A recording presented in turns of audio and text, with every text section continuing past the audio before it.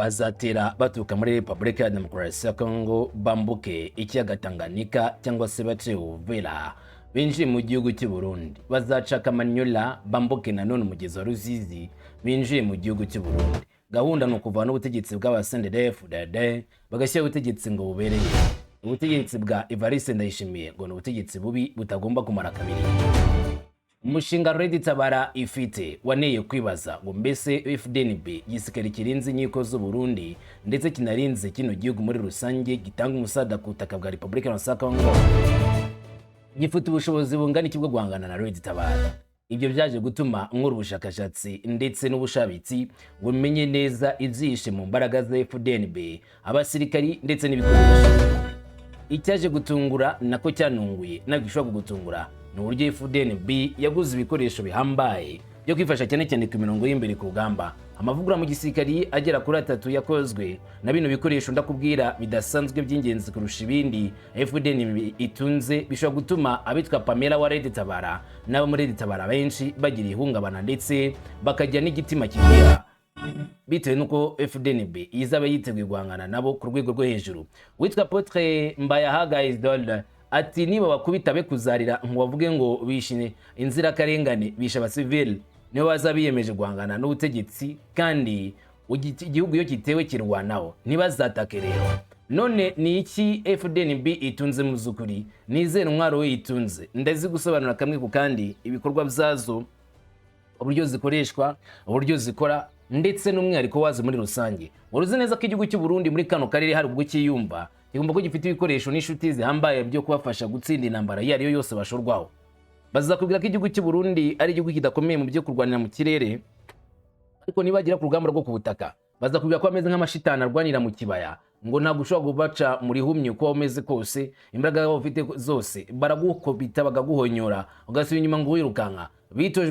Bitojereze kugwanira ahantu hagoye, kuzamuka intare ku rwego ruhambaye. N'ubu FDNB biracyakomeje umujyo none no guhabwa n'ubumenyi n'abarusiya, ndetse amakuru akanemeza yuko barangije gutereta igihugu cya Turukiya ngo kizafashe gutoza abasirikari bacyo gukoresha drones batangiye kugezwaho muri kino gihe, kugira ngo bazabe igisirikare gifite imbaraga kandi kihagazeho cyane cyane ku mirongo y'imbere ku rugamba.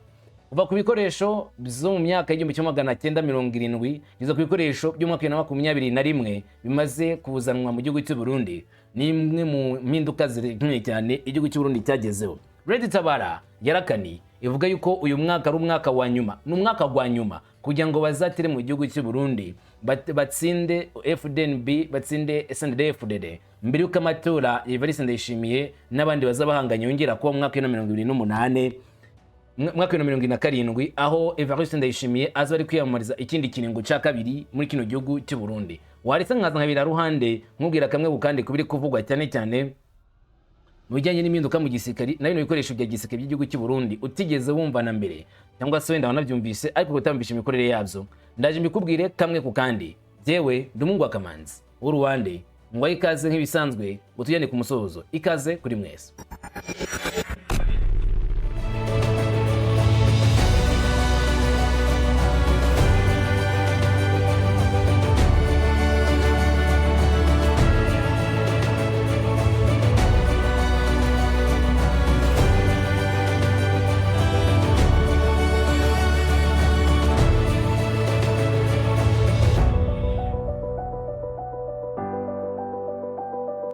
Nizo igihugu cy'u Burundi mu kwiyubaka kwacyo basanze ari ngombwa kongera imbaraga mu za gisirikari, bitewe nuko bavuga ko bafite umwanzi uburyamiye amajanja ishaka ku yindi ushobora kwagabaho igitero. Red Tabara muri iyi minsi yaranavyiru yishyira ku karubanda video zigaragaza neza uburyo biteguye guhagurukana imbaraga n'imbaduko bakinje mu gihugu cy'u Burundi, bagatera igihugu cy'u Burundi Gitega, Bujumbura, Kayanza, Gatumba, Musongati, kuduce twose bakatwinjiramo bavana n'ubutegetsi bw'abadede bakinjiza ubutegetsi bwabo bushyashya ngo bugomba kureberera igihugu cy'u Burundi. Nizo Burundi bushinja u Rwanda ko biri inyuma, kuko ngo izo nkozi z'ikibi za Red Tabara zitozwa n'igihugu cy'u Rwanda niko bazita. Hama nkuko amakuru rero angeraho abishimangira, Uburundi bwakoze amavugurura mu gisirikari nko kwitegura bikomeye cyane cyane ibitero nk'ibyo ngivyo. Igihugu cy'u Burundi cyabarirwaga abasirikari bari hagati byibura y'ibihumbi, bavanga abasirikari muri bose abasirikari umwaka wa 2021 wasize igihugu cy'u Burundi kibarirwa umubare ungana n'abasirikari bari hagati y'ibihumbi 35 n'ibihumbi 40, ariko muri mwaka wa 2026 amakuru yemeza ko ari hagati y'ibihumbi 50 na 80 by'abasirikari barwanira ku butaka n'arwanira mu kirere n'arwanira mu mazi, bagafite imifatanye n'inganda za gisirikari zibaho ibikoresho. Uruhande inganda z'imbere cyane ni inganda ebyiri, Ubushinwa, Uburusiya nibo bambere basuplyinga igihugu cy'u Burundi mu kubona ibikoresho, gusa karimo Misiri, Turukiya, Afrika y'Epfo ndetse n'Ubuhinde n'abakari mu batanga ibikoresho ku butaka bw'igihugu cy'u Burundi cyangwa se mu gisirikare cy'igihugu cy'u Burundi. Ingengo y'imari y'u Burundi mu myaka igeze kuri 22 imaze kuva ku ngengo y'imari miliyoni 34 z'amadolari. Amakuru akemeza ko mu mwaka wa 2025-2026 bageze ku ngengo y'imari ya miliyoni 78 z'amadolari zimwe za Amerika, bivuze ko bongereye ingengo y'imari yabo bakagera hafi kuri 4.1 by'umusaruro mbumbe wose w'igihugu bafite muri kino gihe. General Prime Niyongabo niwe chef d'état major w'izi ngabo z'igihugu cy'u Burundi, mu gihe Minisitiri w'ingabo yitwa Marie Chantal Nijimbere, naho Commander in Chief cyangwa se umugaba w'ikirenga w'ingabo z'u Burundi ni Evariste Ndayishimiye alias General NEVA. Rero nkuko nimaze kwikubwira, mu gisirikare cy'u Burundi habarirwamo abasirikari kuva ku myaka 18 kugeza kuri 34 kuko ariho bajya mu kiruhuko cy'izabukuru, bivuze yuko harimo abahanga bamaze igihe kinini cyane muri iyi ntambara cyangwa se mu gisirikare barwana intambara zitandukanye, bafite ubunararibonye. Hakamwe n'abashyashya bazana utumaninyeri dushya mu gisirikare kugira ngo bakore ibikorwa bidasanzwe bihambaye. Mu mbunda uzakunda kubona n'abasirikari b'igihugu cy'u Burundi ku rutugu zirimo ubwoko burindwi bukurikira. Hari abuzabona bafite imbunda za DSK zakozwe n'abasoviete zizwi nka heavy machine gun, hari RPK cyangwa se zo muzi nka za machine squad automatic weapon, ni imashini za automatic cyangwa se imbunda za automatic zakozwe n'abasoviete. Muzakunda kubona bafite PKM na none bafite AK47 zo muzi nka Kalashnikov. PMMD yakozwe na Socialist Republic of Romania, muzakunda kubona afite Vector ni za mbunda ziba zifite ikibuno kisa nka V. Zakunda kuba afite nanone izwi nka Klakosh G3, izo ngize kusigara nkeya zakozwe n'Abadage na CVD. Gusa muri iyi minsi bazanye izindi mbunda nshyashya ziri mu bwoko bwa PKM nshyashya zakozwe, ariko bagira n'izindi zaturutse muri Belgium.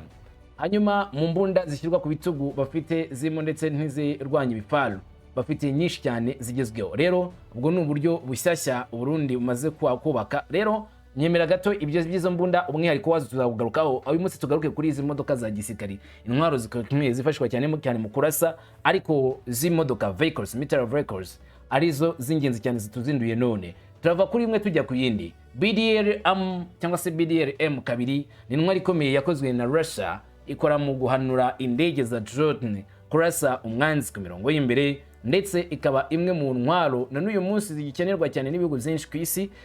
Byakugora kubona igisirikare kidatunze iyi ntwaro cyangwa se imodoka cya BDRM, byakuvuna kuko buri gihugu cyose byari inzozi zacyo kugira imodoka zo muri buno bwoko zakozwe n'abasoviete.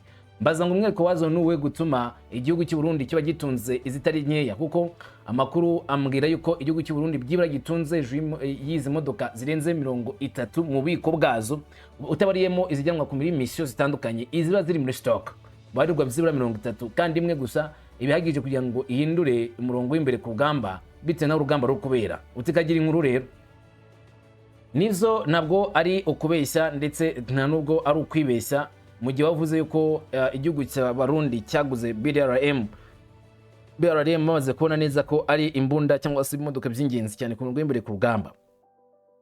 Mu ntambwe nini kandi zitagereranywa zo mu majyepfo y'Uburusiya, aho ikirere cyuzuye inyenyeri, niho izi mbunda cyangwa se izi modoka zateranijwe bwa mbere. Systeme imwe rukumbi yo kurwanya indege ya Lovets yo mu bwoko bwa BRDM kabiri ihagaze nk'umurinzi na n'uyu munsi. Hari mu mpera z'umwaka wa 2025 mu gihe cy'ibikorwa byihariye za gisirikari zarikomeje, kandi urusaku rw'indege zajya pilote zo muri Ukraine rwari rwabaye icyorezo cya nijoro ku birindiro by'Uburusiya, aho hahise hitabazwa izi BDRM kugira ngo ubushobozi bwazo. Ubwo imiraba y'indege z'umwanzi ziguruka mu mwijima nk'amavubi y'abanzi, ingabo za Lovets zari ziteguye, abakozi bayo abahoze ari abasirikari b'Abarusiya abakomeye ku rugamba bazi neza umumaro w'imodoka BDRM bahise bavuga ati ntimwongere guhura n'uva gusenya. rero byahise biba ngombwa kwitabaza izi modoka cyangwa se ibi bifaru nimba ariko twabyita imodoka z'amapine ariko BRM 2 cyangwa se Boveya Levderintinyaya cyangwa se murindi zina bayita nanone Dorozinaya mashina 2 kuva kera ni ikimenyetso cy'ubuhanga bw'Uburusiya. Yakozwe mu myaka y'1960 mu modoka y'abascout ifite intwaro zo kurwanira mu kirere. Iyi ngiyi kandi nanone bamwe bayita inyamaswa, ipima toni 7, ihuza uburyo bwo kugenda budasanzwe no gukomera cyane. Ifite amapine 4 ayitwara hamwe n'andi mapine ashobora gusubira inyuma kugira ngo yongere imbaraga, bituma ibasha kwambuka ibyondo bikomeye, urubura, umucanga, ndetse ikaba yanakogoga amazi ku muvuduko w'ibirometero 10 ku isaha mu mazi. Iyo nanone iri ku butaka ishobora kugera ku muvuduko w'ibirometero 100 ku isaha, bigatuma iba nziza cyane mu kugera ku kibuga cy'urugamba byihuse. Ibyuma bikoze n'ibyuma bikomeye bishobora guhangana n'amasasu atandukanye ndetse n'imbunda nyinshi zikaba zidapfa kwihangamura. Iri ifite uburebure bwa metero 5 bituma bigorana cyane kuyibona uyibonesheje ikoranabuhanga. Mu y'imyaka ibarirwa muri za 40 na n'uyu munsi izi ngizi zacyakenewe cyane ku murongo w'imbere ku rugamba nk'ari zakozwe mu gitondo. BRDM 2 nanone y'Abanyarusiya Abalovits bisobanura ngo abahigi cyangwa se umutesi mu Kirusiya, kira umurage mu ntwari ikomeye cyane indege zijya pilote zatinye kubera cyane uburyo imbunda yabo yo hejuru. Izi BRDM ikobita indege mu kirere ikazimananura.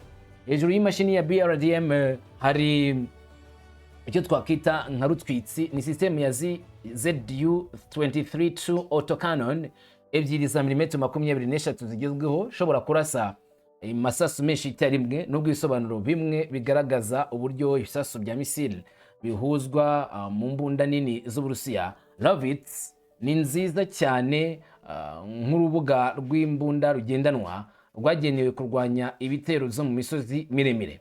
Ishobora kurwanya UAVs cyangwa se drones ku burebure bwa metero 2500 n'ubutumburuke bwa metero 1500 hamwe n'umuvuduko wazo uri ku rwego rwo hejuru cyane. Ibyuma bigezweho by'ikoranabuhanga harimo no gufata amashusho n'ubushobozi bwo kureba nijoro, night vision, bifasha abakozi cyangwa se abari muri iyi modoka kumenya no gufatira ku ntego mu mwijima cyangwa se ahantu hagoye umwanzi. Amanywa cyangwa nijoro, haba mu mvura cyangwa se mu gihe gikomeye, izi modoka zikora neza cyane nta bwoba, uko zifite ikoranabuhanga ricengera muri icyo gihe kiba kibuditse. Kapiteni Alexei Volkov, umuyobozi w'umutwe wa Lovits, we yarebye mu buryo bw'amayeri yari mu kazu gafite urumuri rwinshi muri iyi modoka, maze ati muze mutubazanira nijoro tuzajya tubabwira ibiri imbere. Abwira umurashi we Sergeant Ivan Petrov ati rasa hariya FPV Kamikaze, indege itagira pilote zo kugenzura amayeri ibisigazwa bya NATO, biragerageza kutwumisha ndetse no kuturasa, ariko ngibiriya rasa hariya. Nkuko bigaragara rero iyi modoka za BRDM ni zimwe mu modoka nziza cyane. Motel igize BRDM 2 ikoreshwa nanone ibicanwa bya essence kandi bituma igenda neza ku muvuduko wihuse. Gahunda yo kuvugurura ibintu y'Uburusiya yari yaragaragaje ko bazavugurura izi modoka, gusa basanga bagomba kubanza kwitonda. Moteri nziza, ibikoresho by'ikoranabuhanga bigezweho, imashini zidatera umwotsi, ndetse no guhangana na za grenade, imiyoboro migari yo kurinda ikirere nka Pansel ndetse na Verbaman parts zashyizwe kuri iyi modoka, basanze ari bimwe byari bikenewe, ibindi bazaba babikora bitonze. Ubwo umuraba wa mbere wegerezaga mu bitero byabaye mu gihugu cya Ukraine ku ngabo z'Uburusiya ziri muri Donbass, izi modoka zongeye kugaragaza ubudasa. Rero kuba igihugu cy'Uburundi yitunze nyinshi muri izi ngizi bisobanura neza cyane uburyo bizeye ko zabafasha kwirwanaho ndetse no kwirwanira. Ubwo ari ku munsi w'ubwigenge, igihugu cy'Uburundi cyagaragaje zimwe muri izi modoka, maze abari bayoboye ibiganiro abasangiza amagambo ba MC barimo n'umuvugizi wa gisirikari mu gihugu cy'Uburundi Baratuza Gaspard, agaragaza neza ko izi modoka bazikunda cyane, nubwo ngo byitwa ko zimaze igihe kinini, ariko bitewe no kumara igihe kinini cyane bazikoresha, baza amayeri yazo, niyo zipfuye bahita bazikora byako kanya, bazi kuziteranya ku muvuduko nk'umurazo. Rero BRDM2 iyi ngiyi ni intwaro karabutaka Uburundi butunze ku buryo yabera umwaku Red Tabara mu gihe yabiteye kino gihugu cy'u Burundi. Hama tuvuye kuri BRDM2 tujye kuri BTR-80, imwe mu ntwaro zahuguje benshi, yakozwe nanone n'Abarusiya, ikabikoreshwa nanone henshi ku isi, ikaba ari imwe mu ntwaro ziremereye cyangwa se ibimodoka bya gisirikare byihariye cyane cyane ku mirongo y'imbere ku rugamba. Ukibonye gutyo wavuga uti ariko nka kingiki kigenda gute, ariko umuvuduko kigendaho, uburyo gikora ndetse n'uburyo gikubita ku mirongo y'imbere biratangaje cyane. BTR-80 Armored Personnel Carrier, imwe mu modoka zahuguze benshi ku mirongo y'imbere ku rugamba. Krista Loni benshi baramuzi, ntabwo yigeze yemezwa yuko ari imodoka nkeya cyangwa se wavuga ngo imodoka iciriritse, ahubwo bavuga ko ari imodoka ikomeye cyane. Russian BTR-80 nk'iyo tugiye gusobanura nkuko amakuru abivuga cyangwa se nkuko bigarukaho cyane cyane nk'ibikoresho bya gisirikare bigenda bihabwa amazina ndetse bigasobanurwa nk'ifite ubushobozi buhambaye. BTR-80 y'Abarusiya nayo ifatwa nk'imwe idasanzwe muri ubu ngubu, nkuko amakuru bivuga cyangwa se nkuko bisobanurwa cyane nkuko byashyizwe hanze y'ikinyamakuru cyitwa ABC. BTR-80 ni imodoka wavuga ko ari ntoya, ndavuga ko ari imwe mu modoka zitari nini cyane, ariko nanone igereranije ifite impinduka zitandukanye cyane zashyizwemo, nayo iri mu zakorerwe impinduka mu bihe byashize kugira ngo zijyane n'igihe kigezweho kandi igakora mu buryo buhambaye.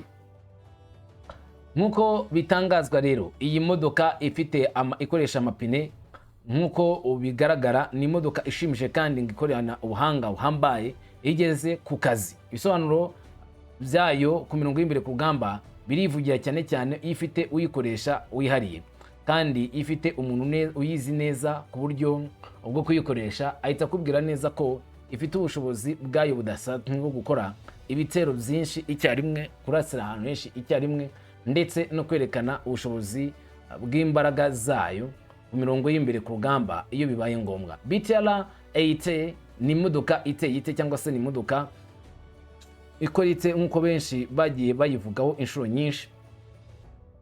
Iyi BTR-80 bwa mbere menya ko yakozwe n'Abasoviyeti kwa Lenine, bayikoze nk'uburyo bushyashya bwo kuzajya birindira umutekano cyangwa se nk'uburyo bushyashya bwo kujya birwanaho ku mirongo y'imbere ku rugamba biramutse bibaye ngombwa ko bajya ku mirongo y'imbere, uburyo bagomba kurwana bakoresheje BTR-80, zimwe mu zo babonye nk'ibikoresho by'ingenzi cyane byihariye kandi bitanga umusaruro ku buryo budasanzwe cyangwa se ku buryo bw'agahozo, uburyo bwihariye cyane, buryo umuntu utayizi ashobora kuyitiranya, ariko ikaba imwe mu z'ingenzi cyane zifashishwa na benshi ku mirongo y'imbere ku rugamba. Reka turebe bimwe mu yigize rero. BTR-80 yakozwe n'Abasoviyeti, nimaze kwikubwira Soviet Union niyo wakoze iki kimodoka. Hanyuma ibigize byihariye ni biki? Iyi modoka nkuko nakubwiye yakozwe mu 1984 kugeza uyu munsi acyakoreshwa ku isoko, amaze kugurishwa izenga 3000, ipima toni 13.6, kagira uburebure bwa metero 7.7, kagira ubugari bwa metero 9, kandi ubuhagarike bwayo ni metero 41, igendamwo abantu 10 bose, imbere 3 hanyuma n'inyuma akagenda 7 nk'abo batwaye. Hanyuma ukamenya yuko iyi modoka ifiteho uburyo bwo kurasa budasanzwe. Ifite imbunda ya mbere icyo bita armor ya milimetero 10 izwi nka hull cyangwa se 7 mm ya turret. Ikagira nanone izindi mbunda z'ingenzi zishyirwa ku mpande ariko ziba zegeranye na rwa rubunda runini, arizo ya milimetero 14.5 KPFT machine gun cyangwa se 30 mm 2A72. Ikagira nanone imbunda ya kabiri yunganiriza ingizi ya PKT machine gun ya milimetero 7.33. Ifite moteri mu bwoko bwa diesel Kamanzi, inywa byibura litiro zitari nkeya kuko ibarirwa 160 HP, bivuze ko ishobora gutanga byibura kilowatt 190. Nkuko bivugwa amakuru avuga yuko iyi modoka ifite amapine 8 ku 8, ishobora kugera kilometero 600 mutarongeramo ibicanwa, kandi umuvuduko wayo ushobora kugera kilometero 90 mu isaha, yabiri koga ikoga amazi agendera metero 10 ku isaha. Urumva rero ko ni imwe mu zingenzi cyane zikunzwe mu isi ndetse benshi bazikunda cyane cyane kuba nta hantu hamwe zitanyura, haba ku butaka, mu mazi ndetse no mu kirere. Ntabwo ari Uburundi gusa buyitunze. Afghanistan, Algeria, Angola, Armenia, Azerbaijan, Bangladesh, Belarus, Chad, Colombia, Djibouti, Georgia cyangwa se Hungary, Indonesia, Iraq, Ivory Coast, Kazakhstan,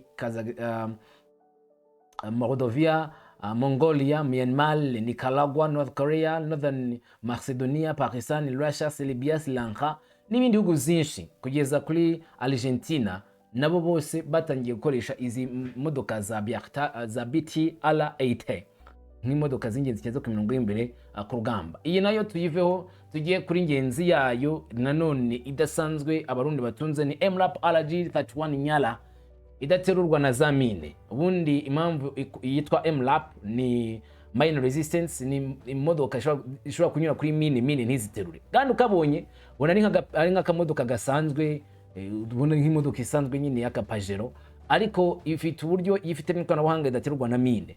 Imwe modoka zihariye cyane cyane ku mirongo y'imbere ku rugamba. Abarundi bakaba batunze nyinshi muri izo ngizo. Maze mbaza ngo none BTR-8 Uburundi butunze zingahe? Makuru yemeza ko byibura Abarundi batunze zirenze 100, ariko ikinyamakuru cyangwa se urubuga rwa wikipedia.org bavuga ko BTR-8 Uburundi butunze bashyira hanze iri raporo mwaka 2011 bayibariraga 10, ziko uyu munsi maze kongera izindi nyinshi ku tegetse bwa Evariste Ndayishimiye. Tujye kuri Nyala rero niyo twe tunagezeho nyirizina. MLAP RG Nyala izi zikaba nanone zimwe mu modoka zihariye cyane cyane zikunze gukoreshwa na bimwe mu bihugu byo muri Afrika, cyane cyane ko zikorerwa nyinshi muri Afrika y'Epfo, ariko zikaba zifite ikoranabuhanga rihambaye ry'Abongereza. Uti none zikora zite izi Nyala zo muri Afrika y'Epfo, Afrika du Sud? Ni imodoka zagenewe kunyura mu buryo bugoye cyangwa se ahatezwe za ambush, ku buryo ushobora kujya guhangana kuri iyo mirongo y'imbere cyane, zikaba zanyura ahantu ngaho habi cyane ku rwego ruhambaye, kandi ntizigire ikibazo na kimwe zuhura nazo, ahubwo iyo mitego yose izi modoka zigazayinyuramo zigakomeza kujya mbere. Kuna kwifashishwa cyane cyane ku mirongo y'imbere ku rugamba, mu mashyamba, mu misozi miremire, mu mijyi, ahantu batekereza ko umwanzi yabakorera ku buryo budasanzwe. Izi modoka zirakoreshwa kandi zigatanga umusaruro. RG Nyala 31 izahuguje benshi binajyanye n'imiterere yazo ku rwego rwihariye bitewe n'ikoranabuhanga rizigize. Urugero, RG 31 Nyala nkuko uzumva ni imodoka zishyirwa no mu mibare binajyanye n'izazibanjirije. RG 31 Nyala zakozwe na Afrika y'Epfo, ariko zifatanije n'Ubwongereza. Ubundi bakunze no kuzita SOCT cyangwa se Long System OMC, kuko n'urundi ruganda rwazikoze nirwo. Abandi bakazita Mamba APC, ubwo n'urundi ni uruganda rwa TFX rwafatanije na rwo ruganda rwo hejuru. Ubundi izi nganda uko ari eshatu, urwitwa Division of Diesel Scott Limited rubarizwa muri Afrika y'Epfo, Benoni ndetse na Turkey, n'urundi ruzwi nka Mamba APC rwa TFM, bose bafatanije guhuriza hamwe gukora iyi ntwari ihambaye. Ipima byibura toni 728, ikaba nanone ishobora kuba ifite uburebure bwa metero 6.40, ikagira ubugari bwa metero 2.47, ikagira ubuhagarike bwa metero 2.33, igendamo abantu 8, babiri imbere abandi 6 inyuma, mine resistance ambush protected vehicles.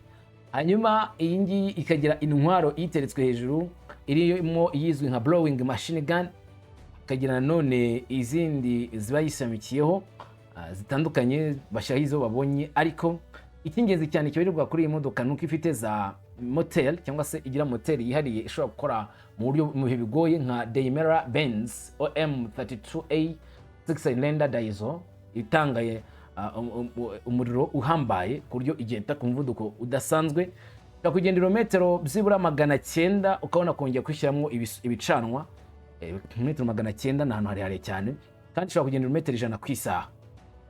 Igira amapine 4 yonyine. Hanyuma RG Nyala ikagira ngenzi zazo zitandukanye, harimo RG31 MK3A yo mu bwoko bwa Mamba APC, ikagira RG31 MK5 MKE ndetse na MKEHM, kagira MKELHM, kagira MKE ambulance, kagira MK6E izwi nk'ikoreshwa mu bijyanye no kushyira mu ikoranabuhanga nka za GPS jammers cyangwa jammings. Hanyuma hakabamo n'iza RG31 Agrab motor carrier zishyirwa nanone ahantu hagoye. Ibihugu bizikoresha bwa mbere havugwamo igihugu cy'u Burundi, Canada, hakavugamo Colombia, Mali, Nigeria, Indonesia, n'u Rwanda rukaba rufite zigera kuri 76 zose. Bivuze ko ni imodoka buri gihugu cyose cyifuza, kuko na Leta Zunze Ubumwe za Amerika barazikoresha. Nk'ubwo Leta Zunze Ubumwe za Amerika ikoresha 50 muri SOCOM, hanyuma ingabo zirwanira ku butaka za Amerika zigakoresha 148, bagakoresha na 156 mu gice cy'Uburasirazuba, bagakoresha none muri SMC 12, banakoresheje 1385 igihe bari muri Afghanistan. Hanyuma na Ukraine nayo ikoresha izi modoka. Urumvikana rero ko ntabwo ari imodoka ziciriritse, ni imodoka zihambaye zo ku mirongo y'imbere ku rugamba. RG31 Nyala nizo twari turimo kugarukaho. Uburundi butunze zakifashwa cyane ku mirongo y'imbere ku rugamba mu gihe abinjiye mu ntambara Rwanda na Red Tabara. Hanyuma indi modoka idasanzwe ni Kauga, imwe mu modoka za gisirikari ziraswaho hakoreshejwe amayeri akaze ariko zikaza kuyatahura. Kauga ntabwo uyirebye wamenya ko ifite ikoranabuhanga nk'irivugwaho, wavuga ko ari imodoka ubwira ngaho yoroheje, ariko iyo igeze ku bikorwa byayo ntitumenya uburyo yihariye cyane cyane mu bijyanye n'urugamba. Iyi ikaba ari imwe mu zahogoje benshi cyane cyane mu gihe cy'intambara. Kauga nanone kubera uko ivugwa cyangwa se ko igarukwaho, ni imwe mu ntwaro zagiye zikoreshwa by'igihe kinini cyane n'ibihugu bitandukanye, ndetse birimo n'ibihugu z'i Burayi byagiye byifashisha izi Kauga mu bijyanye n'urugamba iyo no guhangana n'abasivile, civil wars, aho izi mbunda zagiye zikoreshwa. Ubundi Kauga nazo ni zo mu bwoko bwa MRAP, ni mine resistance ambush protected vehicles. Iyo ifite inkomoko muri Leta Zunze Ubumwe za Amerika, ikoranabuhanga ryabo ni ry'Abanyamerika. Bakunze no kwitazira line mines resistance, cyangwa se imodoka irwanya cyangwa se idahangarwa na za mine zo ku butaka. Iyi yakoreshejwe mu ntambara nyinshi, intambara muri Donbass, intambara yo muri Syria, intambara muri Libya, Ukraine War, Iraq na muri Afghanistan. Yakozwe na Technical Solutions South Africa batejwe inkunga na Leta Zunze Ubumwe za Amerika. Abayikoze manufacturer ni Force Protected Inc. Hanyuma ushaka kugura nk'imwe ugomba kwitwaza byibura $475. Iri mu kazi kuva mu mwaka w'2002. Hanyuma byibura ipima toni ziri hagati ya 14.5, yipaki igapima toni 17.2, uburebure bwa metero 5.51, ubugari bwa metero 74, kagira uburebure bwa metero nuvuga ngo uhagarike bwa metero 2.34, igenda nk'abantu batandatu, babiri imbere, bane inyuma. Ama ikagira imbunda yo mu bwoko bwa up to tonnage, both 5, 6 and 9 level 3. Ikagira none imbunda ikoreshwa na telecommand izwi nka optional remote weapon station.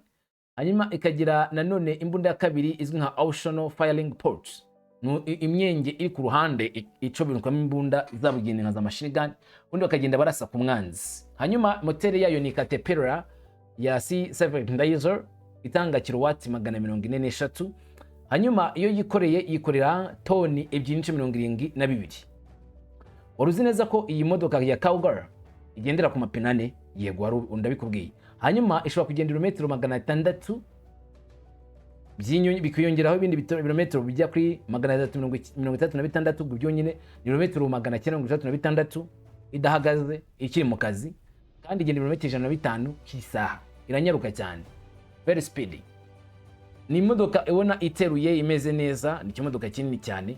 Imwe mu bihugu byinshi byaraziguze, ndetse n'ibindi bihugu biracyazifuza. Muri kano karere kacu Afrika y'Iburasirazuba ni ibihugu bike biyitunze. Ni Uburundi ufite imodoka zo muri ubwo bwoko zijya kuri 12, hanyuma akamo n'igihugu kimwe rukumbi cya Uganda. Ibihugu byonyine uko ari bibiri nibyo bitunze izi modoka, Uganda n'igihugu cy'u Burundi. Ikindi gihugu cyo muri Afrika kizitunze ni Cameroon, ikindi ni Djibouti, ikindi ni Morocco, ikindi nanone gitunze izo modoka muri Afrika ni nta kindi kirimo.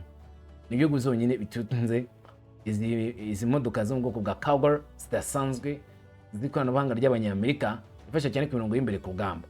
Mu gihe imodoka nk'ingi igenda ku birometero 105 mu isaha irasa kidapfa kuraswa n'imbunda ibonetse yose, kurwana n'umutwe biragoye cyane ko umutwe wapfa kubahonoka. Niyo mpamvu bavuga yuko kurwana n'igihugu biba gusaba ingengo y'imari hambaye cyangwa se kubyitondera cyane kugira ugiye ku mirongo y'imbere ku rugamba. Abarundi rero bakaba bihagaze kuri ibyo bikoresho by'ingenzi ku rwego rudasanzwe. Hari indi mbunda y'ingenzi cyane cyangwa se indi modoka ya gisirikari Abarundi bibitseho WZ55N1, ni imwe mu mbunda za karabutaka zikomeye Abarundi baguze agatubutse ariko ikomoka mu gihugu cy'Ubushinwa. Byarabagoye kugira ngo bayibone, ariko nabo bayibona bayishatse bayinyotewe kuko irihariye cyane. Usibye kuba ifite imiterere myiza muri zimwe mu modoka za gisirikari ziteye neza nk'uko benshi babivuga, ndetse no kuba iri imwe mu modoka zihenze cyane, WZ55N1 ni imwe mu modoka zidapfa kwisukirwa n'uwari wese ngo apfe kuyibona. Gusa kubanza watereta by'urugo ugategereza hagati y'imyaka 2 n'3 kugira ngo iyo modoka izakugereho. Uburundi baregwa izo modoka zigera kuri 15. Ni mu gisirikari cy'Abashinwa yaturutse, ikaba inatekwaho uburyo bw'ikoranabuhanga bugezweho bwa Type 90 Type 92. Uburinzi bw'ikirere ni Armored Fighting Vehicles. Iyi modoka yakozwe n'ikigo kizwi nka Jiangong, nibo ba designer bacyo bayo muri Norinco. Hanyuma abakoze manufacturer cyangwa se ba manufacturer babo ni Norinco na Factory 256 mu majyepfo y'uburengerazuba bw'Abashinwa. Ipima toni 12 n'ice bitanu kugeza kuri toni 15.8 bitewe na variant ufite. Ipima uburebure bwa metero 6.33, buhagarike bwa metero 2.80, bugari bwa metero 2.80. Kagendamwe abantu 12, batatu imbere 9 inyuma, igendera ku mapine. Kagira imbunda zikurikira: ZPT-90 ya milimetero 25 ibazo bakunze gutazira ZCL 92, ifite KJ C88 ya milimetero 10.7, bakunze kuzitasira zo ZSL 92A. Ikagira ZPT 99 30 mm batazira ZSL 92B, ndetse na PTP 86 100 mm PTL 02 niko bayitazira.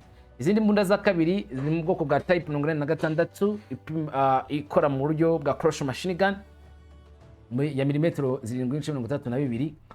Moteri yayo izwi nka BF8LA 4193F 8 cylinder turbocharged air cooled diesel ya HP 320. Hanyuma waruzi neza ko iyi modoka ya WZ55N1 ishobora kugenda mu buryo buhambaye ibirometero 800 byose, ibirometero 800.